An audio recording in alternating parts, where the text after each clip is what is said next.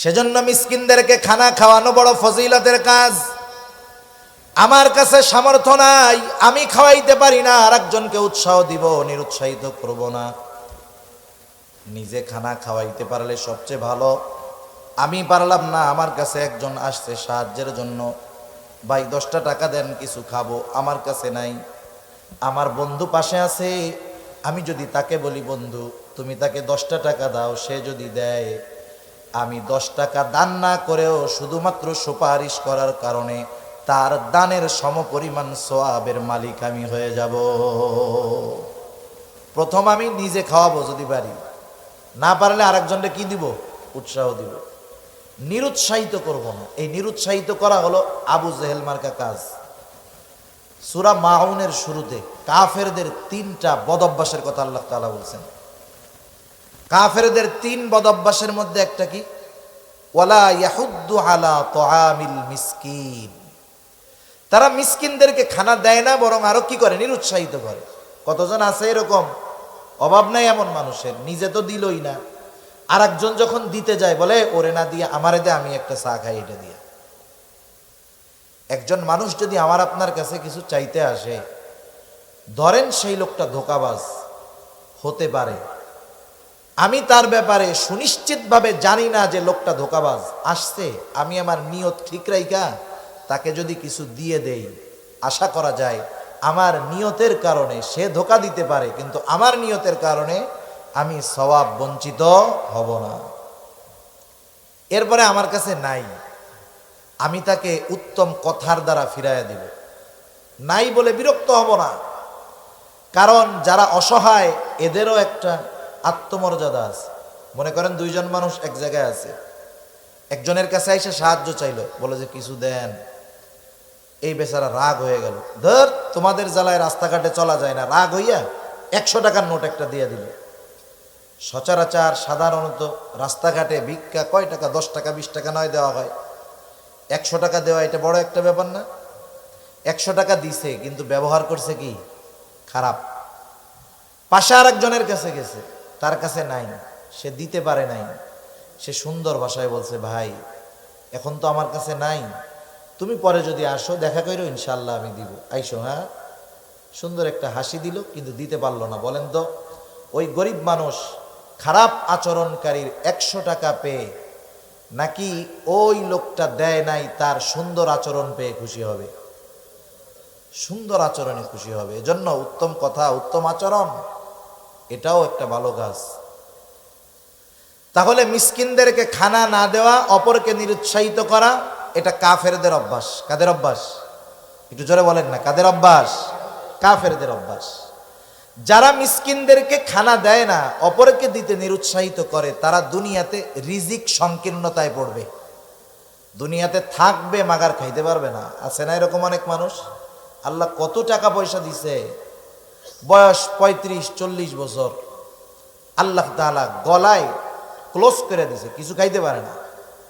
এমন রোগ আল্লাহ তাআলা দিছে, যেই লোক চাইলে ডেলি 2টা গরু জবাই দিয়া মেজবানি খাইতে পারে, খাওয়াইতে পারে। এমন রোগ হয়ে গেছে 40 বছর বয়সে, ডাক্তার বলছে বাঁচতে চাইলে আমার কথা মতো চলতে হবে। কি করব? বলে ভাত খাইতে পারবা না, গোস্তর গন্ধও শুকতে পারবা না, তাহলে খামো কি? বলে তোমার কিডনি সমস্যা, ডায়াবেটিস সমস্যা, হাই প্রেশার, খাবা কি তুমি? তোমার জন্য খাবার হইল আতপ চাউলের জাউ। জাউ চিনেন?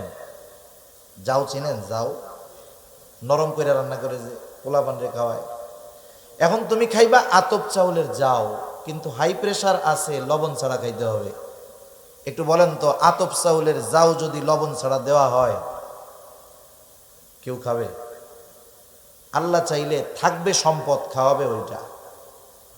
আমি একেবারে অতি অল্প সময় আপনাদের খেদমতে কিছু কথা পেশ করবার লক্ষ্যে পবিত্র কোরআনুল কারীমের প্রসিদ্ধ একটি সূরা, সূরাতুল মুদ্দাসসির থেকে কয়েকটা আয়াত তিলাওয়াত করেছি। আল্লাহ তাআলার কাছে তৌফিক চাই, অল্প সময় আল্লাহ তাআলা কিছু কথা আমাকে আপনাদের খেদমতে বলার তৌফিক দেন, যে কথাগুলো আমাদের সবার দুনিয়া এবং আখিরাতের জন্য কল্যাণ করা হয়। সকলে বলি আমিন। আজকে আসলে আপনাদের এখানে মাওলানা আনিসুর রহমান আশরাফি সাহেবের আসার কথা ছিল। যাই হোক, যেহেতু উনি আমন্ত্রিত মেহমান ছিলেন, আসতে পারেন নাই, কারণ হলো উনি ইন্ডিয়াতে গিয়েছিলেন অসুস্থ চিকিৎসার জন্য। অসুস্থতাজনিত কারণে ইচ্ছা থাকার পরে উনি আসতে পারেন নাই। আমরা দোয়া করি আল্লাহ তাআলা হযরতকে দ্রুততার সাথে পরিপূর্ণ সুস্থতা দান করেন। আমি যে আয়াতগুলো আপনাদের খেদমতে তিলাওয়াত করেছি উক্ত আয়াতে কারিমাগুলোর মধ্যে আল্লাহ সুবহানাহু ওয়া তাআলা জান্নাতি ও জাহান্নামীদের মধ্যে কিছু কথোপকথনের কথা আল্লাহ তাআলা উল্লেখ করেছেন। প্রথমত প্রশ্ন হতে পারে যে আমরা তো এখনো আছি দুনিয়াতে, এখনো তো জান্নাত জাহান্নাম কারো জন্য নির্ধারিত হয় নাই, তাহলে আল্লাহ তাআলা এত আগেই জান্নাতি আর জাহান্নামীদের মধ্যে কথাবার্তা আমাদের কাছে জানায় দিলেন কেমনে? এই জিনিসটা বোঝার জন্য একটা জিনিস খেয়াল করলে সহজ হয়ে যাবে।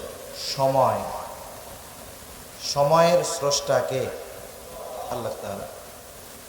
আমাদের কাছে সময়টা 3 ভাগে বিভক্ত: অতীতকাল, বর্তমানকাল, ভবিষ্যৎকাল। ইংরেজিতে বলে পাস্ট, প্রেজেন্ট, ফিউচার। আমাদের কাছে কিছু সময় অতীতকাল, কিছু সময় বর্তমানকাল, আর কিছু ভবিষ্যৎকাল। কিন্তু আল্লাহ তাআলার কাছে সময় 3 ভাগে বিভক্ত নয়। আল্লাহ তাআলার কাছে সব বর্তমান। আমাদের কাছে যেটা অতীত আল্লাহ তাআলার কাছে বর্তমান। আমাদের কাছে যেটা ভবিষ্যৎ, অর্থাৎ যেই সময়ের অবস্থা খবর আমরা জানি না, আল্লাহ তাআলার কাছে সেটাও বর্তমান। সুবহানাল্লাহ। আল্লাহ তাআলার কাছে অতীত বর্তমান আমাদের হিসাবে যত কিছু ঘটেছে, ঘটছে, ঘটবে, সব কিছুর খবর ইলম আল্লাহ তাআলার কাছে আছে। যেহেতু আল্লাহ তাআলার কাছে সময় সব বর্তমান, সেজন্য আমাদের কাছে যেটা এখনো হয় নাই সেটা আল্লাহ তাআলার সামনে উপস্থিত বর্তমান। এজন্য আল্লাহ তাআলা জান্নাতি আর জাহান্নামীদের মধ্যে কথাবার্তা কি হবে আমাদেরকে আল্লাহ তাআলা জানায় দিয়েছেন। কোরআনুল কারীমের মধ্যে আল্লাহ সুবহানাহু ওয়া তাআলা সুন্দরভাবে জানায় দিয়েছেন। জান্নাতীরা জাহান্নামীদেরকে জিজ্ঞাসা করছে, তোমরা জাহান্নামে আসার কারণ কি?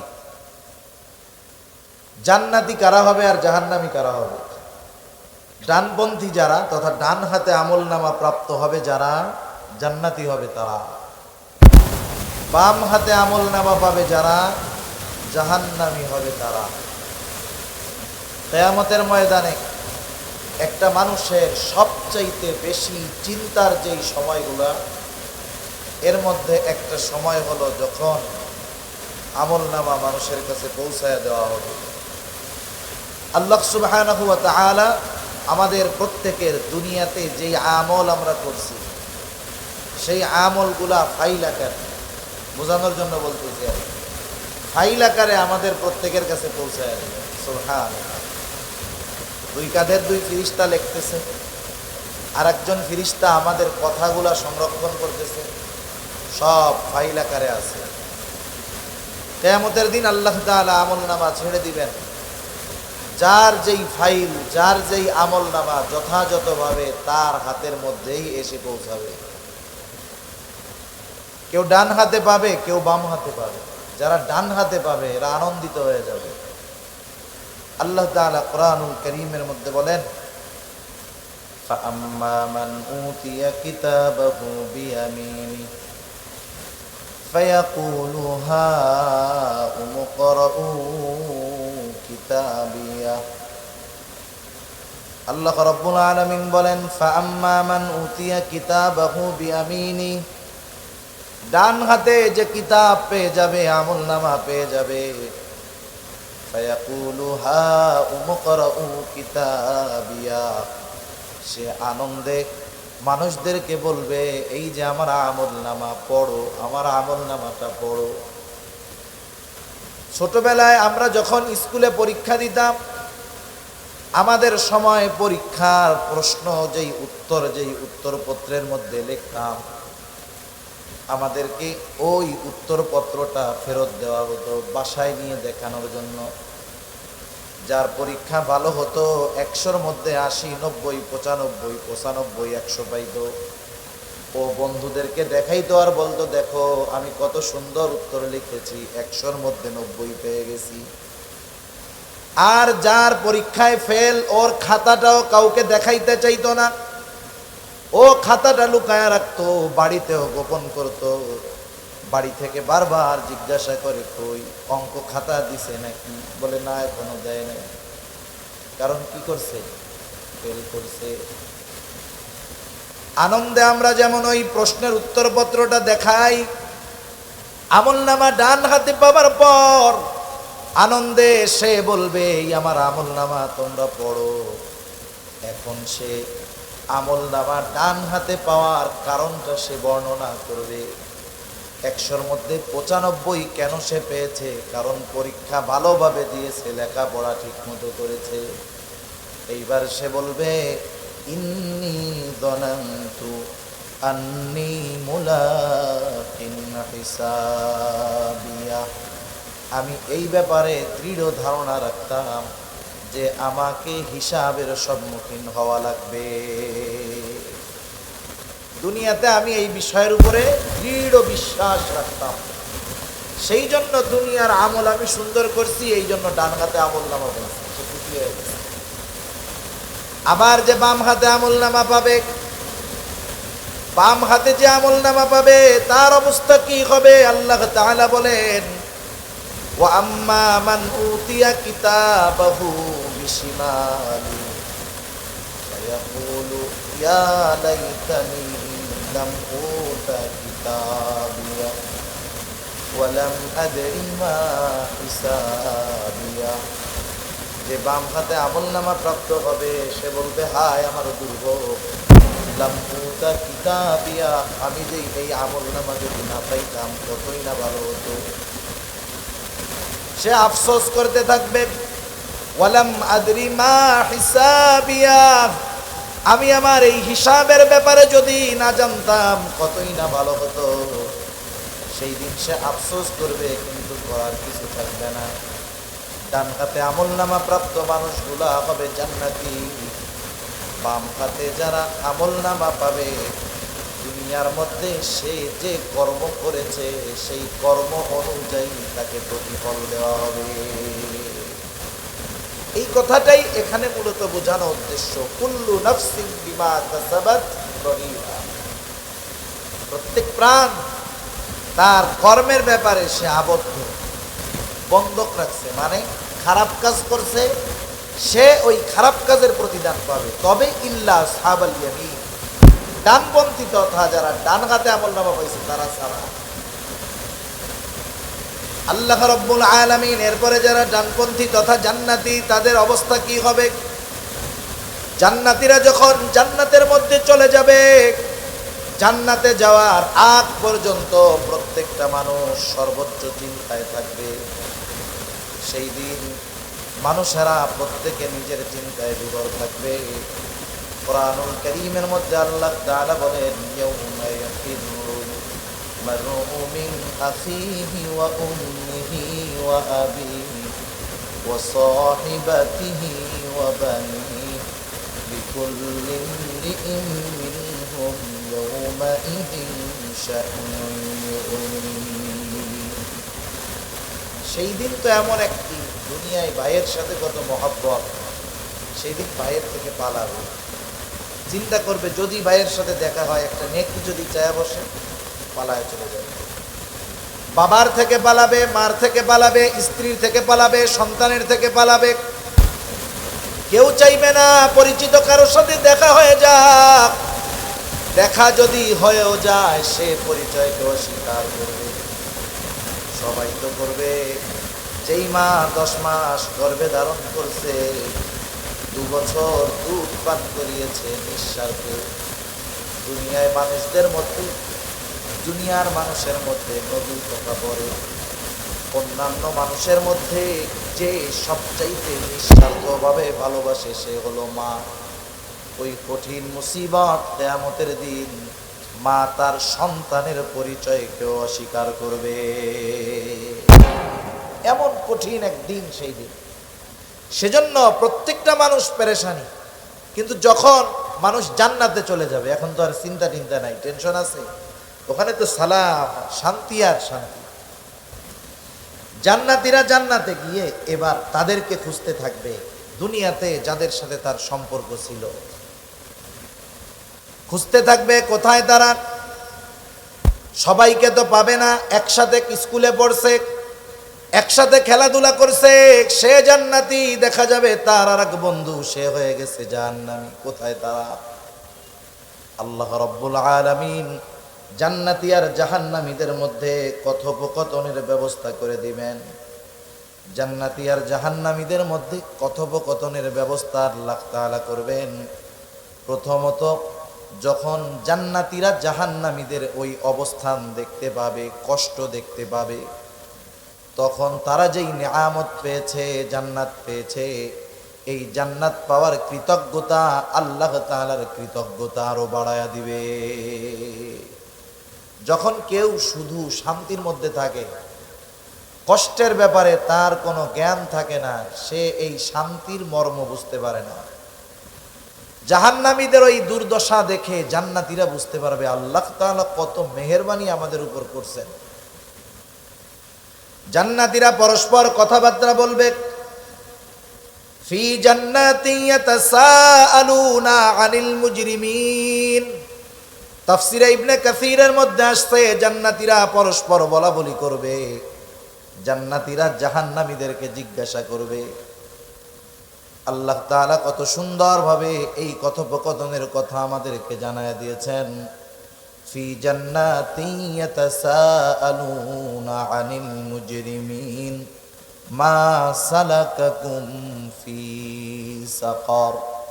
মুজরিম তথা পাপী জাহান্নামীদের কাছে তারা জানতে চাইবে, মা সালাকাকুম ফি সাকার, কোন জিনিস তোমাদেরকে এই জাহান্নামে আনলো, কোন কারণে জাহান্নামে তোমরা আসতে বাধ্য হইলা। এবার জাহান্নামীরা জাহান্নামে যাওয়ার কারণগুলা বলবে। অল্প সময় এই কারণগুলা যাই না, আমরা ইনশাআল্লাহ আলোচনা শেষ করে দিব। জাহান্নামীরা জাহান্নামে যাওয়ার কারণগুলা এবার তারা বলবে। এই সূরার মধ্যে 4টি কারণ জাহান্নামীরা তাদের জাহান্নামে যাওয়ার কারণ হিসাবে উল্লেখ করবে। কয়টা কারণ? 4টা কারণ।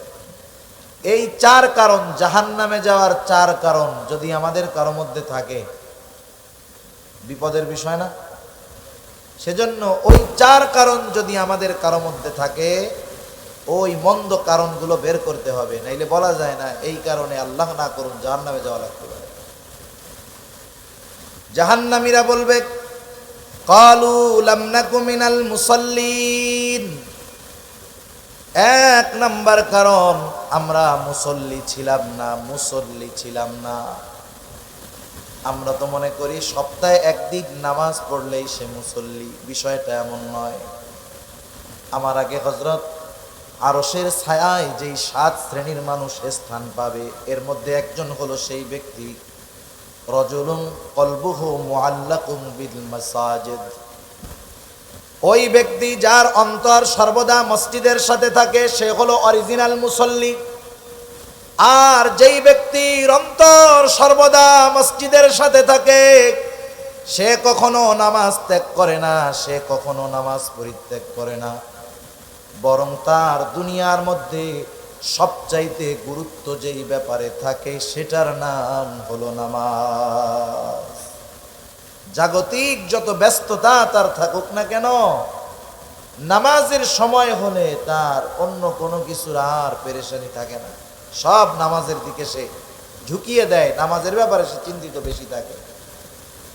আচ্ছা একটু বলেন তো, দুনিয়ায় আমাদের দেশ 92% মুসলমানের দেশ। কিছু জিনিস আছে শুধু দাবি করলে হয় না। 92% মুসলমানের দেশ, আমরা দাবি করি, কিন্তু জরিপ হলো আমাদের দেশে যত মুসলমান আছে, এই মুসলমানদের মধ্যে শতকরা 10 ভাগও নয়, বরং তার অনেক কম, 7-8% মানুষ সর্বোচ্চ 5 ওয়াক্ত নামাজ পড়ে। বাকি 93% মুসলমানের হিসাবে 93% মুসলমান 5 ওয়াক্ত নামাজ পড়ে না। ঢাকা শহর সহ আমাদের গ্রাম অঞ্চলগুলোতেও জুমার দিন মসজিদ ভরে যায়, 5-7 তলা মসজিদ ভরে, বিশাল, রাস্তায় জায়গা থাকে না, জ্যাম লেগে যায় ঢাকার মধ্যে। যেই মসজিদে জুমার সময় 7 তলা ভরে, রাস্তা ভরে গেছে সব, ওই মসজিদে আসরের নামাজে নিচের তলায় অর্ধেক ভরে না। অবস্থা কি চিন্তা করেন। জুমার নামাজ এত মানুষ পড়ে, এরপরেও জরিপ হলো যে বাংলাদেশে অর্ধেক মুসলমানও জুমার নামাজ পড়ে না। তার মানে হিসাবে আমরা মুসলমানের সংখ্যা যা, তার অর্ধেক ফুল ফিল বেনামাজি, জুমার নামাজও পড়ে না। এগুলা এমনি মুসল্লি তো হইতে পারে নাই, সাপ্তাহিক মুসল্লি হইতে পারে নাই তারা। অথচ চিন্তা করে দেখেন নামাজ কত গুরুত্বপূর্ণ একটা ইবাদত। যে কথা বলতে চেয়েছিলাম, দুনিয়ার মানুষ যারা বেনামাজি, নামাজ পড়ে না, নামাজের গুরুত্বটা কিন্তু বোঝে, নামাজ যে ফরজ এটা বোঝে, কিন্তু নামাজ পড়ে না। এর কারণটা কি? আপনাদের বাজারে যারা বেনামাজি, জিজ্ঞাসা করবেন, ব্যবসায়ী যদি হয়, নামাজ পড়ো না কেন? বলে ভাই, আসর, মাগরিব, এশা, এই 3 ওয়াক্ত এমন এক ওয়াক্ত, এই টাইমে দোকানের মধ্যে ক্রেতা আসে বেশি, তাই না? তার মানে সে নামাজ না পড়ার কারণ হলো জীবিকা উপার্জন, রিজক অন্বেষণ করতে গিয়ে সে নামাজ পড়ে না। যেই ব্যক্তি রিক্সা চালায়, অটো চালায়, সিএনজি চালায়, জিজ্ঞাসা করেন নামাজ পড়ো না কেন? সে বলবে সময় পাই না, পেটের চিন্তা কইরাই তো অস্থির, কামাই রোজগার ভালো হয় না, নামাজ পড়বো কেমনে? আমাদের একটা চিন্তাধারা এমন হয়ে গেছে যে আমরা মনে করি শরীয়তের বিধিবিধানগুলা মান্য করলে শুধু মনে হয় পরকালের কল্যাণ, দুনিয়ার কোনো মনে হয় কল্যাণ নাই। আমাদের ধারণাটা ওইরকম যে আমরা যদি শরীয়তের হুকুম আহকাম মেনে চলি, লাভ পরকালে, দুনিয়ার মনে হয় কোনো লাভ নাই। যদি দুনিয়ার লাভটা বুঝতো সাধারণ মানুষ, ব্যবসায়ী দোকান বন্ধ করে তাহলে নামাজ পড়তো। আল্লাহ তাআলা কত সুন্দরভাবে জানায় দেন, নামাজ পড়লে শুধু পরকালের লাভ না, দুনিয়ার লাভ আছে না নাই? তাইলে আমরা ছোট্ট একটু আলোচনায় জানতে পারলাম, মানুষ, অধিকাংশ মানুষ নামাজ না পড়ার অন্যতম একটি কারণ রুজি রোজগার করার জন্য নামাজ পড়ে না, টাইম পায় না, ঠিক না? এখন বলেন, রিজিকের মালিক কে? আর একটু জোরে কর না, কে? আল্লাহ তাআলা কি বলেন আমরা একটু শুনি। আল্লাহ তাআলা বলেন, ওয়া'মুর আহলাকা বিস-সালাতি ওয়াসতাবির আলাইহা লা নাসআলুকা রিজকা। আল্লাহ রাব্বুল আলামিন বলেন, ওয়া'মুর আহলাকা বিস-সালাতি ওয়াসতাবির আলাইহা, তুমি তোমার পরিবার, পরিজন, অধীনস্থদেরকে নামাজের আদেশ করো। তো তারাও পড়বে, তাদেরকেও পড়াও, তুমিও তার উপরে অটল থাকো, তুমিও নামাজি হও। কারণ একা নামাজ পড়লে হবে না, একা জাহান্নাম থেকে বাঁচলে হবে না। কারণ আল্লাহ তাআলা বলেন, ইয়া আইয়ুহাল্লাযীনা আমানু কু আনফুসাকুম ওয়া আহলিকুম নারা। আল্লাহ তাআলা বলেন, হে ঈমানদারেরা, তুমি নিজে এবং তোমার অধীনস্থদেরকে জাহান্নামের আগুন থেকে বাঁচাও। দুনিয়ার অনেক নেককার মানুষ, ভালো মানুষ, দিনদার মানুষ, আখিরাতে এই যে তার অধীনস্থদেরকে দ্বীনের উপরে চলার আদেশ নির্দেশ না দেওয়ার কারণে দুনিয়ায় ভালো আমল করনেওয়ালা লোকটা কিয়ামতে এদের কারণে ধরা খেয়ে যাবে। এজন্য আমরা অনেক সময়, অনেক মানুষ আছে ঘরের থেকে ফজরের নামাজ পড়তে বের হয়, দরজাটা এত আস্তে খুলে যাতে আওয়াজে ছেলে, মেয়ে, স্ত্রী, সন্তানের ঘুম না ভাঙা যায়। একা একা নামাজ পড়ে চলে আসছে, ঘরের সবাই ঘুমাই দিছে না, সে তো মনে করতেছে আমি নামাজ পড়ে আসলাম। সে তো তার সন্তান, অধীনস্থ পরিবার, পরিজন, এদেরকেও জাহান্নামের দিকে ঠিক ঠেলা দিল। ওদেরকে ঠেলে দেওয়ার কারণে ওরাও টাই না, ওই নামাজিকে ওরাও জাহান্নামে নিয়ে যাবে। একা পড়ছে, এদের পড়তে বলে নাই। সেজন্য আল্লাহ তাআলা জানায় দিলেন, অধীনস্থদেরকে নামাজের আদেশ করো, আর তুমি এই নামাজের উপরে অটল থাকো। লাভটা কি হবে? আল্লাহ তাআলা বলেন, লা নাসআলুকা রিজকা, আমি তোমাদের কাছে রিজিক চাই না, বরং তোমরা নামাজ যদি পড়ো, অধীনস্থদেরকে যদি পড়াও, লাভ তোমাদের। প্রথম লাভ দুনিয়ার আল্লাহ তাআলা বলেন নাহনু নারযুকুকা, আমি আল্লাহ তোমাদেরকে রিজিক প্রদান করব। সুবহান। তাইলে দেখেন, ব্যবসায়ী ব্যবসা করে, নামাজ পড়ে না, রিজিকের আশায় কাজ হবে? বরকত হবে না। সেজন্য নামাজ পড়লে দুনিয়ায় রিজিকের ব্যবস্থা আল্লাহ তাআলা করে দেবেন। শত ব্যস্ততা থাক, কাজ থাক, আমরা 5 ওয়াক্ত নামাজ পড়ব। 5 ওয়াক্ত নামাজ সুন্দরভাবে পড়তে একেবারে ধীর স্থিরতার সাথে সাথে। সাধারণ মুসল্লিরা তো আর সূরা বাকারা, আল ইমরান দিয়ে পড়বে না, ওনরা তো শেষের 5-7টা সূরা দিয়ে পড়বে, 10টা সূরা দিয়ে পড়বে। ওই সূরাগুলা দিয়ে সুন্দরভাবে 4 রাকাত নামাজ পড়তে 10 মিনিট লাগবে, একেবারে সহি শুদ্ধভাবে। সব মিলিয়ে 5 ওয়াক্ত নামাজে 1.5 ঘন্টা সময় লাগলো। 1.5 ঘন্টা সময় কি একবারে লাগে না 5 বারে লাগে? এক বল খেলা দেখতে তো 2 ঘন্টা একটানা বসে থাকলে মজা হবে, তাই না? অথচ 5 ওয়াক্ত নামাজ 5 ভাগে পড়বে, 1.5 ঘন্টা সময়, মসজিদে ঢুকতে মন চায় না। আফসোস, কি বলবো অন্যদের কথা। কত জায়গায় কত মুরব্বী আছে, দাড়িটা পেকে গেছে, চামড়া ঢিল হয়ে গেছে, ঝুলে গেছে, চোখ কোটরের মধ্যে চলে গেছে, 70-75 বছর বয়স, মসজিদের পাশে 4 দোকান, বসে দীর্ঘ সময় বসে চা খায়, টেলিভিশন দেখে, বিড়ি খায়, পান চাবায়, পাশে আজান হয়, নামাজ হয় মসজিদে, আল্লাহর বান্দা ঢুকতে পারে না।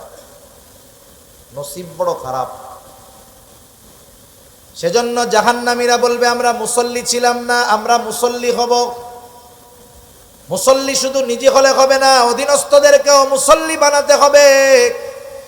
নামাজ কত বড় গুরুত্বপূর্ণ ইবাদত, রাসূল আকরাম সাল্লাল্লাহু আলাইহি ওয়াসাল্লাম জানায় দেন, as-salatu imaduddin, man aqamas salata faqad aqamad-din wa man tarakaha faqad hadamad-din। নবীজি সাল্লাল্লাহু আলাইহি ওয়াসাল্লাম বলেন, নামাজ হলো দ্বীনের স্তম্ভ। মান আকামাস সালাহ, যে নামাজ কায়েম করে সে দ্বীন প্রতিষ্ঠা করে। সুবহানাল্লাহ। বলেন তো, আপনাদের এলাকার বেনামাজি যারা মুসলমান ঘরের সন্তান, একজন দিনদার মানুষ গিয়ে যদি ওই বেনামাজি মুসলমানকে বলে চল আমরা দিন ধ্বংস করব, বেনামাজি ওরে যদি বলা হয় চল আমি আর তুই গিয়া দিন ধ্বংস করব, বেনামাজি বলবে তুমি নামাজ পড়ে কি করলে, আগে পিটাবে ওরে, ঠিক না? বলে তুমি নামাজ পড়ো আবার দিন ধ্বংস করতে চাও। অথচ ও বেনামাজি, ও জানে না যে ও নামাজ না পড়ে নিজেই দিন ধ্বংস করতেছে। নবীজি এরপরে বলেন নমান তারাকাহা আইয়ুমান তারাকাস সালাতা ফাকাদ হাদামাদ-দ্বীন, আর যে নামাজ ছেড়ে দিল সে দিন ধ্বংস করলো। তাহলে বেনামাজি দিন ধ্বংসকারীদের একজন। চিন্তা করে দেখছেন বেনামাজির অবস্থা কত খারাপ। শুধু তাই না, রাসূলুল্লাহ সাল্লাল্লাহু আলাইহি ওয়াসাল্লাম জানায় দেন, আউয়ালু মা ইউহাসাবু বিহিল আবদু ইয়াউমাল কিয়ামাতিস সালাহ, কিয়ামতের দিন সর্বপ্রথম নামাজের হিসাব হবে।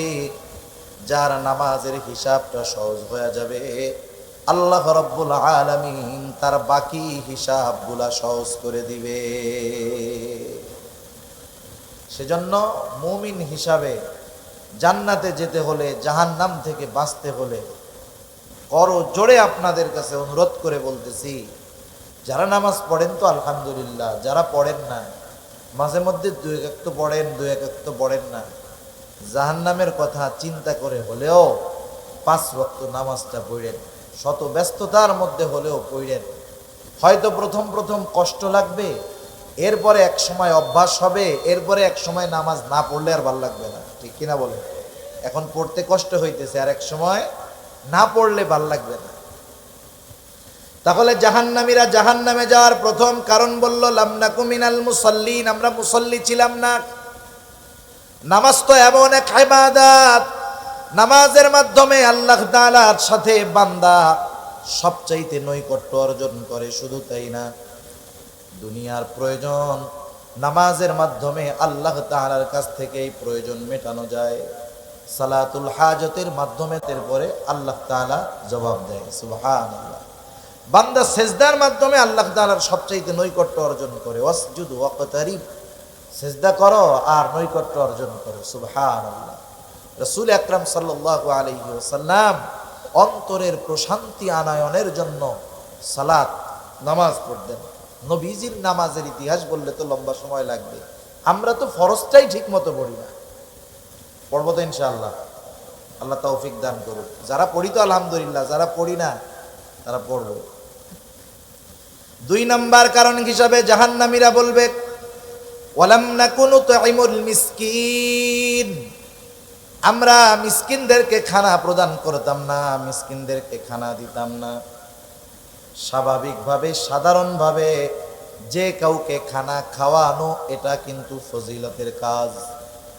রাসূল আকরাম সাল্লাল্লাহু আলাইহি ওয়াসাল্লামের কাছে একজন এসে জিজ্ঞাসা করতেছে আইয়ুল ইসলামি খাইর, ইসলামের মধ্যে উত্তম কাজ কোনটা? নবীজি সাল্লাল্লাহু আলাইহি ওয়াসাল্লাম ছিলেন উম্মতের রূহানি ডাক্তার। দেখা যায় তো একই প্রশ্ন একাধিক ব্যক্তি করেছে, কিন্তু এক এক জনের জন্য তিনি এক এক ধরনের উত্তর দিয়েছেন। এই ব্যক্তি প্রশ্ন করলো আইয়ুল ইসলামি খাইর, নবীজি সাল্লাল্লাহু আলাইহি ওয়াসাল্লাম বললেন তুতঈমুত তাআম ওয়া তাকরাউস সালাম আলা মান আরাফতা ওয়া মান লাম তারিফ, তুমি খানা খাওয়াও, মানুষকে খানা খাওয়াও, আর পরিচিত অপরিচিত সবাইকে বেশি বেশি সালাম প্রদান করো। এ দুটা ইসলামে উত্তম কাজ, সাধারণভাবে খানা খাওয়ানো। কিন্তু এটা বুঝতে হবে যে সাধারণভাবে খানা খাওয়ানোর সিস্টেমটাও ঠিক হইতে হবে। আপনাদের এলাকার খবর জানি না, এখন তো মানুষকে দাওয়াত দেয় পাবার আশায়।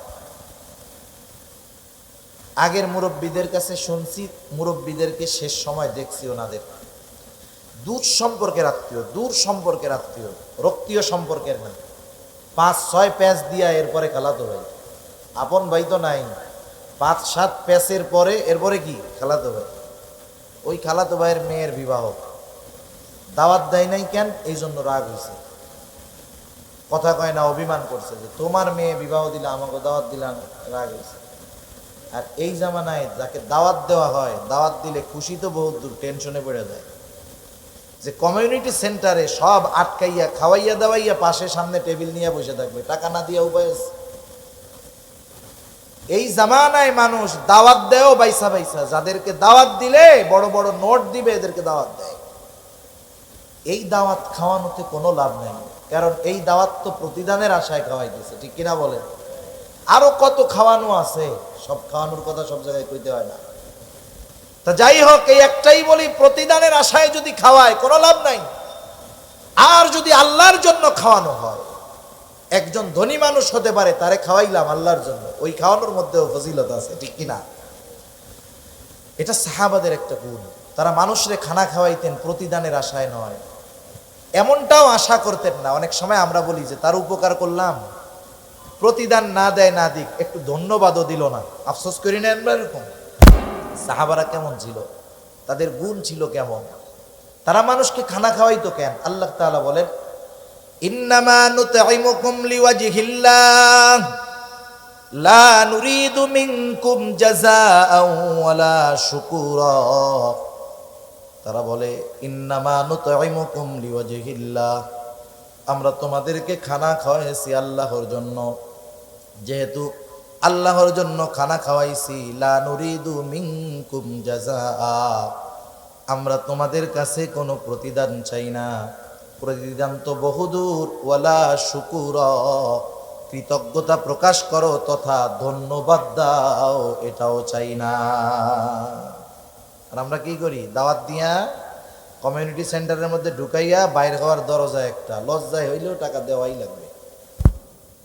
এই ধরনের দাওয়াত আত্মার সম্পর্ক বাড়ায় না, বরং এ ধরনের দাওয়াত ইউরোপ আমেরিকানদের সিস্টেম, তাদের কালচার। তারা পেইং গেস্ট রাখে, পেইং গেস্ট, বাসায় মেহমান থাকে ঠিক, কিন্তু টাকা দিয়ে খাওয়ান লাগে। এটা মুসলমানের কালচার না। এজন্য আমরা সাধারণভাবে মানুষকে খানা খাওয়াবো, এটা তো ভালো কাজ।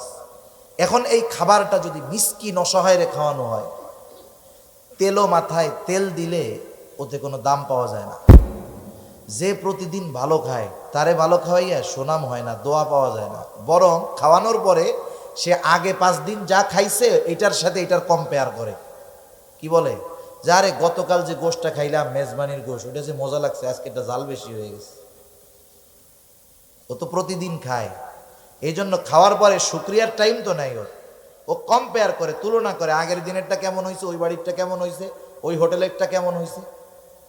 কিন্তু আমি আপনি যদি একজন অসহায়রে খাওয়াই যে 1 মাস গরুর গোশতের গ্রানই পায় নাই, লবণ কম হইল না বেশি হইল, জাল হইল না কম হইল, ওইটা দেখবে না, ও খাইয়া খুশি হয়ে যাবে। ঠিক কিনা বলেন?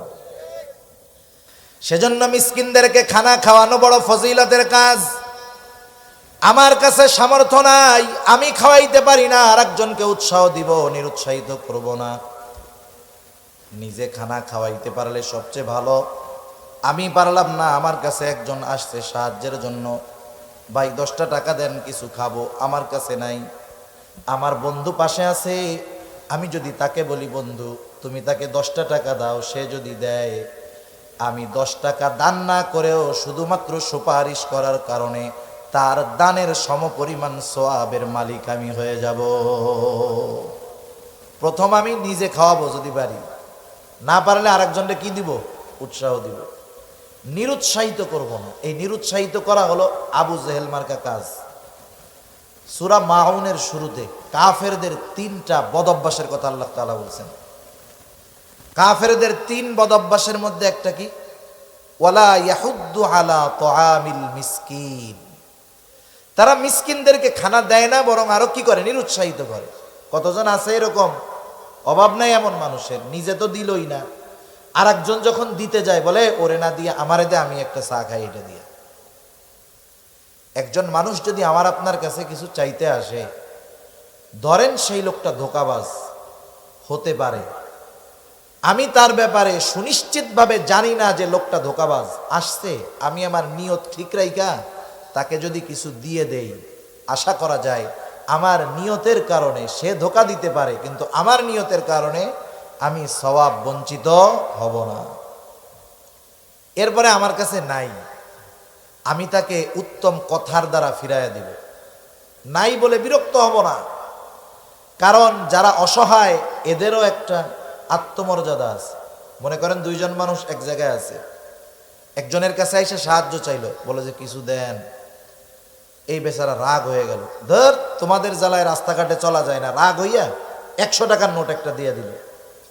সচরাচর সাধারণত রাস্তাঘাটে ভিক্ষা কয় টাকা? 10 টাকা 20 টাকা নয় দেওয়া হয়, 100 টাকা দেওয়া এটা বড় একটা ব্যাপার না?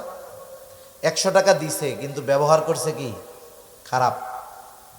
পাশে আর একজনের কাছে গেছে, তার কাছে নাই, সে দিতে পারে নাই, সে সুন্দর ভাষায় বলছে ভাই এখন তো আমার কাছে নাই, তুমি পরে যদি আসো দেখা করো ইনশাল্লাহ আমি দিব, আইসো। হ্যাঁ, সুন্দর একটা হাসি দিল, কিন্তু দিতে পারলো না। বলেন তো ওই গরিব মানুষ খারাপ আচরণকারীর 100 টাকা পেয়ে নাকি ওই লোকটা দেয় নাই তার সুন্দর আচরণ পেয়ে খুশি হবে? সুন্দর আচরণে খুশি হবে। এজন্য উত্তম কথা, উত্তম আচরণ এটাও একটা ভালো কাজ। তাহলে মিসকিনদেরকে খানা না দেওয়া, অপরকে নিরুৎসাহিত করা, এটা কাফেরদের অভ্যাস। কাদের অভ্যাস? একটু জোরে বলেন না, কাদের অভ্যাস? কাফেরদের অভ্যাস। যারা মিসকিনদেরকে খানা দেয় না, অপরকে দিতে নিরুৎসাহিত করে, তারা দুনিয়াতে রিজিক সংকীর্ণতায় পড়বে। দুনিয়াতে থাকবে মাগার খাইতে পারবে না। আছে না এরকম অনেক মানুষ? আল্লাহ কত টাকা পয়সা দিছে, বয়স 35-40 বছর, আল্লাহ তাআলা গলায় ক্লোজ করে দিছে, কিছু খাইতে পারে না। এমন রোগ আল্লাহ তাআলা দিছে, যেই লোক চাইলে ডেলি 2টা গরু জবাই দিয়া মেজবানি খাইতে পারে, খাওয়াইতে পারে। এমন রোগ হয়ে গেছে 40 বছর বয়সে, ডাক্তার বলছে বাঁচতে চাইলে আমার কথা মতো চলতে হবে। কি করব? বলে ভাত খাইতে পারবা না, গোশতর গন্ধও শুকতে পারবা না, তাহলে খামো কি? বলে তোমার কিডনি সমস্যা, ডায়াবেটিস সমস্যা, হাই প্রেশার, খাবা কি তুমি? তোমার জন্য খাবার হইল আতপ চাউলের জাউ। জাউ চিনেন? জাউ চিনেন? জাউ নরম করে রান্না করে যে পোলা পান্ডে খাওয়ায়। এখন তুমি খাইবা আতপ চাউলের জাউ, কিন্তু হাই প্রেশার আছে, লবণ ছাড়া খাইতে হবে। একটু বলেন তো, আতপ চাউলের জাউ যদি লবণ ছাড়া দেওয়া হয় কেউ খাবে? আল্লাহ চাইলে থাকবে সম্পদ, খাওয়াবে ওইটা। সূরাতুল ফাজর, আল্লাহ রাব্বুল আলামিন এই সূরার মধ্যে রিজিক সংকীর্ণতার 4টি কারণ বর্ণনা করেছেন। আল্লাহ তাআলা কোরআনুল কারীমের ওই সূরা ফাজরের মধ্যে বলেন, ফাআম্মাল ইনসানু ইযা মাবতালাহু রাব্বুহু ফাআকরামাহু ওয়া না'আমা। আল্লাহ তাআলা যখন মানুষের পরীক্ষা নেওয়ার জন্য আল্লাহ তাআলা তাকে নিয়ামত দেন, ইযা মাবতালাহু রাব্বুহু ফাআকরামাহু ওয়া না'আমা, তাকে সম্মানিত করেন, নিয়ামত দেন, সম্পদের মালিক বানায় দেন, ওই লোকটা তখন বলতে থাকে ফায়াকুলু রব্বি আকরামান, আমার রব আমাকে সম্মানিত করছে। দুনিয়ার মধ্যে অনেক মানুষ আছে নামাজ রোজা কিছুর ধার ধারে না, কিন্তু সম্পদের মালিক আছে না? আবার তার প্রতিবেশী নামাজ পড়ে, দ্বীনের উপরে চলে, কিন্তু অভাবে জীবন যাপন করে। বলেন তো এমন দিনদার মানুষ আছে না নাই? এইবার ওই বেনামাজি বদ্দিন সম্পদের মালিক নামাজিরে বলে, নামাজ পড়ে তুই কি করলি? খায় কে, মোটা হয় কে? নামাজ পড়স তুই, বরকত দেয় আল্লাহ আমারে। চিন্তা করছেন কত বড় খারাপের খারাপ। নামাজ কালাম পড়ি না তাই আল্লাহ কত সম্মানিত করছে, আর যদি পড়তাম তোরা না খায় মুরদি। ও তো ভাবতেছে আল্লাহ ওকে মোহাব্বত করে সম্পদ দিছে। কারুনরে সম্পদ আল্লাহ কম দিছিল? একটু জোরে বলেন না, কম দিছিল? কারুনরে আল্লাহ খুব ভালোবাসে না? ভালোবাসে কারুনরে? হ্যাঁ। তাইলে সম্পদ পদ পদবি পাইলেই এটা বলা যাবে না যে আল্লাহ ভালোবাসে। সেজন্য আল্লাহ তাআলা সম্পদ মাঝে মধ্যে পরীক্ষা করার জন্য দেন। এরপরে যখন আল্লাহ তাআলা ওয়া আম্মাল ইনসানু ইযা মাবতালাহু ফাকাদারা আলাইহি রিজকাহ ফায়াকুলু রব্বি আহানান, আবার আল্লাহ তাআলা যখন মানুষের পরীক্ষা নেওয়ার জন্য রিজিকের মধ্যে সংকীর্ণতা দেন, সম্পদ কেড়ে নেন, সম্মান পদ পদবি সব কেড়ে নেন, এইবার ওই লোকটা যখন রিজিক সংকীর্ণতায় ভোগে সে বলে ফায়াকুলু রব্বি আহানান, আমার রব আমাকে অসম্মানিত করেছে। তাফসীরের মধ্যে মুফাসসিরিনে কেরাম বলেন, মানে সে বলতে চায় যে আমি সম্মানের উপযুক্ত ছিলাম কিন্তু আমার রব আমারে সম্মানিত করে নাই, নাউযুবিল্লাহ। তাইলে এটা আল্লাহর ব্যাপারে তার কি একটা অভিযোগ দায়ের করছে না? এবার আল্লাহ তাআলা ওই শ্রেণীর মানুষের এই অভিযোগের জবাব দিচ্ছেন যে তোমাদের রিজিকের সংকীর্ণতা কেন হয়েছে। আল্লাহ তাআলা বলেন, কাল্লা বাল্লা তুকরিমুনাল ইয়াতীম। আল্লাহ তাআলা বলেন কখনো নয়, বরং তোমাদের রিজিক সংকীর্ণতার অন্যতম কারণ হলো তোমরা ইয়াতীমকে সম্মান করো না, তথা ইয়াতীমের হক যথাযথভাবে আদায় করো না। এরপরে আল্লাহ তাআলা বলেন ওয়ালা তাহাদ্দুনা আলা তুআমিল মিসকিন, তোমরা মিসকিনদেরকে খানা দাও না, অপরকে নিরুৎসাহিত করো, নিজেও দাও না। এই কারণে তোমাদের রিজিক সংকীর্ণতা আসছে। তাইলে বিষয়টা আমাদের মাথায় রাখতে হবে, মিসকিনকে খানা না দেওয়া কাফেরদের স্বভাব, মিসকিন অসহায়দের খাবার না দেওয়া কাদের স্বভাব? কাফেরদের স্বভাব। মিসকিনদেরকে যারা খানা দেয় না, অপরকে উৎসাহিত করে না, নিরুৎসাহিত করে, এরা রিজিক সংকীর্ণতায় ভুগবে, রিজিক সংকীর্ণতায় ভুগবে। সুতরাং কেউ যদি চায় যে তার রিজিক প্রশস্ত হোক, রিজিক প্রশস্ত হোক, তাহলে সে মিসকিনদেরকে খানা খাওয়াবে। আমরা খানা খাওয়াবো ইনশাআল্লাহ। এরপরে জাহান্নামীরা তাদের জাহান্নামে যাওয়ার 3 নাম্বার কারণ হিসাবে বলবে আমরা অহেতুক মজলিসের মধ্যে, অনর্থক মজলিসের মধ্যে বসে সময় ক্ষেপণ করতাম। ওয়া কুন্না নাখুদু মাল খাইদিন। এই যে অনর্থক মজলিসগুলা প্রত্যেক বাজারে চায়ের দোকানে আছে না নাই? আছে।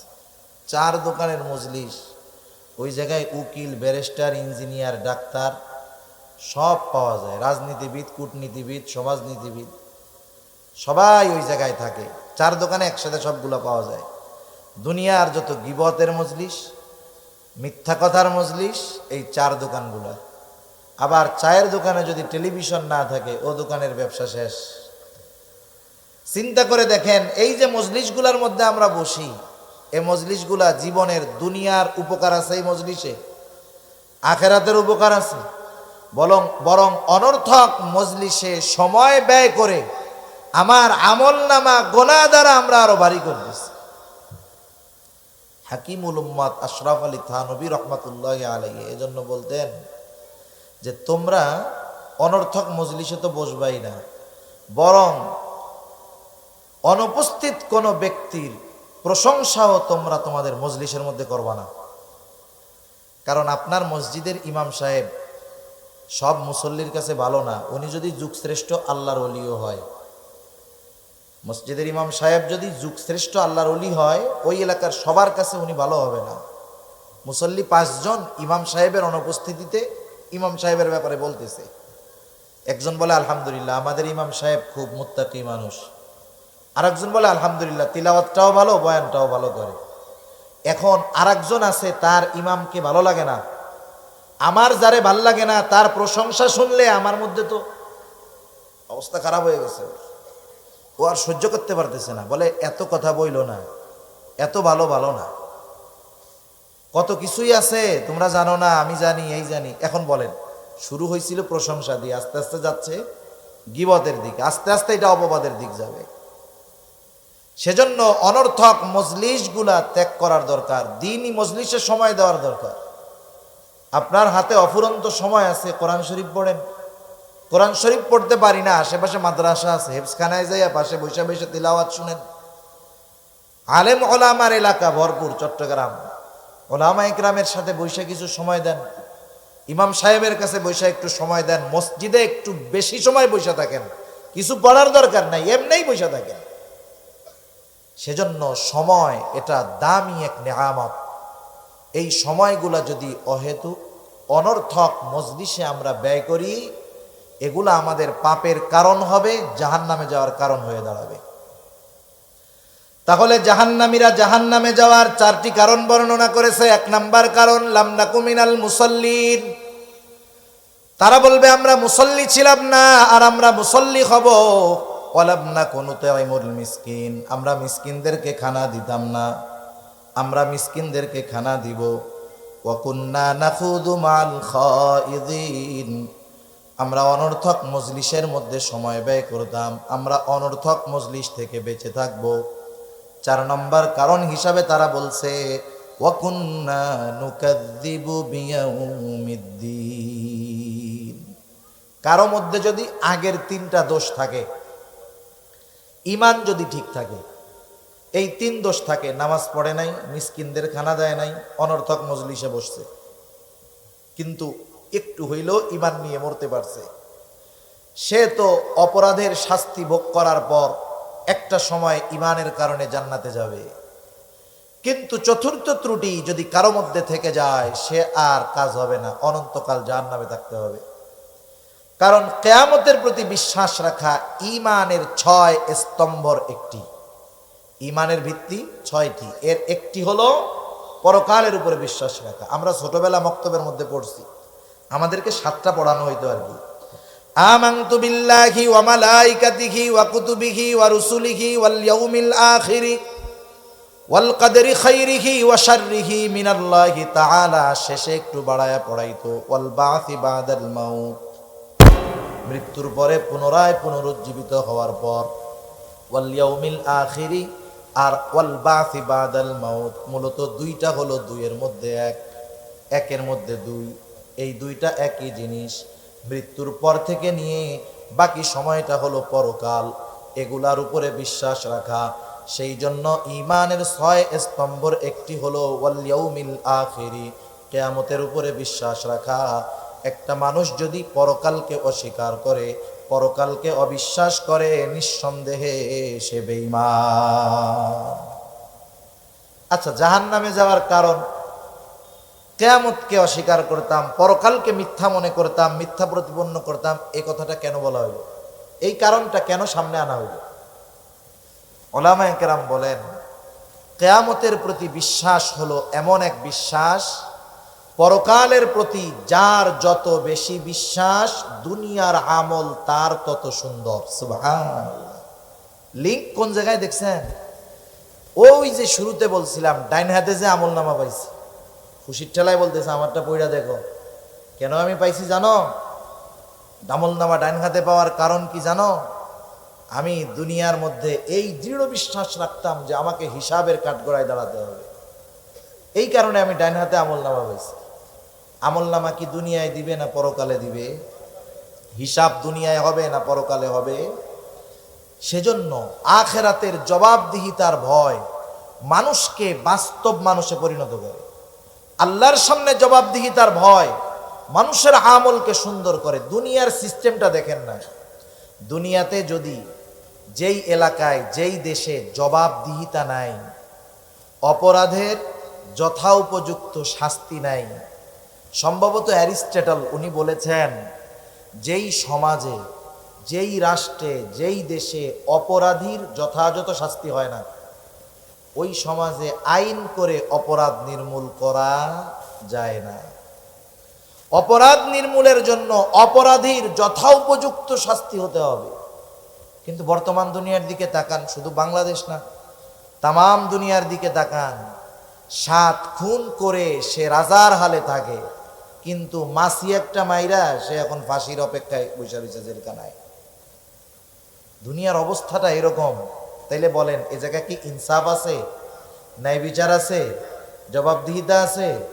দেশের টাকা সব আর এক জায়গায় চলে যাচ্ছে, দুর্নীতির উপরে দুর্নীতি হচ্ছে, কোনো জবাবদিহিতা নাই, যার কারণে দিন যাচ্ছে, আইন কঠোর হচ্ছে, কিন্তু অপরাধ যাইতেছে না।